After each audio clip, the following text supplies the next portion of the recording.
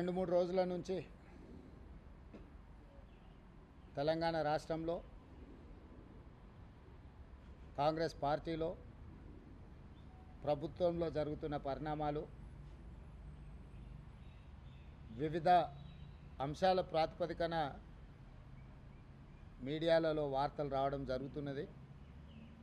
జగిత్యాలకు సంబంధించిన డాక్టర్ సంజయ్ శాసనసభ్యుడిని ఈ ప్రభుత్వం రైతులకు చేస్తున్న రుణమాఫీ, ఈ ప్రభుత్వం అమలు చేస్తున్న 6 గ్యారెంటీల విషయంలో జగిత్యాల నియోజకవర్గ అభివృద్ధి కోసం వారు ప్రభుత్వానికి సహకరించి నడవాలని నిర్ణయించుకున్నారు. ఆ నిర్ణయాలలో భాగంగా 40 సంవత్సరాల నుంచి జగిత్యాల శాసనసభ నియోజకవర్గమే కాదు, కరీంనగర్ జిల్లా ఆనాడు ఉమ్మడి ఆంధ్రప్రదేశ్లో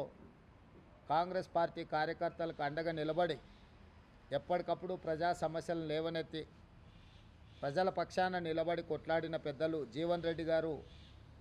జగిత్యాల శాసనసభ నియోజకవర్గంలో ఉన్న ప్రజలు కాంగ్రెస్ పార్టీ కార్యకర్తలకు వారు అండగా ఉంటూ వచ్చిండ్రు. ఈ జరిగిన పరిణామాలు కొంతవారు మనస్తాపానికి గురి అవ్వడం, మా వైపు నుంచి కూడా సంపూర్ణంగా సమన్వయం చేయడంలో పిసిసి తరఫున కూడా తీసుకోవాల్సిన ముందస్తు జాగ్రత్తలు తీసుకోకపోవడం వల్ల కొంత గందరగోళ పరిస్థితి ఏర్పడ్డది. తక్షణమే ఈ గందరగోళ పరిస్థితిని సరిదిద్దడానికి పార్టీ నాయకత్వం, ముఖ్యంగా మిత్రుడు శ్రీధర్ బాబు గారు చొరవ చూపించి పెద్దలు జీవన్ రెడ్డి గారిని సంప్రదించి అధిష్టానానికి వివరాలు అందజేసి అప్పటికప్పుడు హుటాహుటిన ప్రభుత్వానికి, కాంగ్రెస్ పార్టీకి, కార్యకర్తలకు ఎలాంటి కష్టం, ఎలాంటి నష్టం జరగకుండా వారు ముందు నిలబడి వెంబడే చర్యలు చేపట్టడం, అదేవిధంగా అధిష్టానం కూడా జీవన్ రెడ్డి గారి అనుభవం, జీవన్ రెడ్డి గారికి ఉన్న గౌరవం, జీవన్ రెడ్డి గారికి ఉన్న కమిట్మెంట్ తెలంగాణ ప్రజల పట్ల, కాంగ్రెస్ పార్టీ పట్ల దృష్టిలో పెట్టుకొని వెంబడే వారిని సంప్రదించి కేసీ వేణుగోపాల్ గారు, దీపాదాస్ మున్షీ గారు స్పష్టంగా మీ యొక్క గౌరవానికి ఏమాత్రం భంగం కలగకుండా కరీంనగర్ జిల్లా జగిత్యాల శాసనసభ నియోజకవర్గంలో ఉండే ఇన్ని సంవత్సరాలు జీవన్ రెడ్డి గారికి అండగా నిలబడ్డ కార్యకర్తలకు ఎలాంటి ఇబ్బంది జరగకుండా పార్టీ చర్యలు చేపడుతుందని చెప్పి వారికి మాట ఇవ్వడం జరిగింది. పార్టీ హైకమాండ్ ఆదేశాల మేరకు ముఖ్యమంత్రిగా, కాంగ్రెస్ పార్టీ అధ్యక్షుడిగా ఆ ఆదేశాలను అమలు చేసి జీవన్ రెడ్డి గారి యొక్క గౌరవాన్ని కాపాడి ఆ ప్రాంత కాంగ్రెస్ పార్టీ కార్యకర్తలను ఆదుకోవడానికి పార్టీ ఆదేశించింది, మేము నిర్ణయించుకున్నాం. కాబట్టి యథావిధిగా మళ్ళీ జీవన్ రెడ్డి గారు రెట్టించిన ఉత్సాహంతో ఈనాడు ప్రభుత్వం అమలు చేయబోయే రైతు రుణమాఫీ కావచ్చు, ఇతర సంక్షేమ కార్యక్రమాలు కావచ్చు,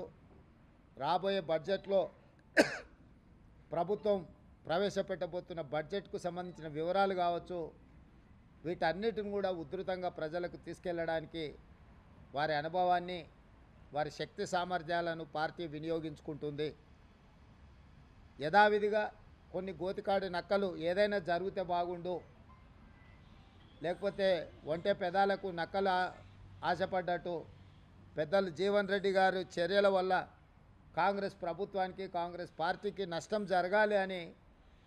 ఏవైతే గుంటనక్కలు ఎదురు చూసినాయో వాళ్ళకి పెద్దలు జీవన్ రెడ్డి గారు ఎలాంటి అవకాశం ఇవ్వలేదు. ఎందుకంటే వారి అనుభవం, కాంగ్రెస్ పార్టీ పట్ల వారికి ఉన్న కమిట్మెంట్ ఇలాంటి ఆశించే వాళ్ళకి అర్థం కాదు. కాబట్టి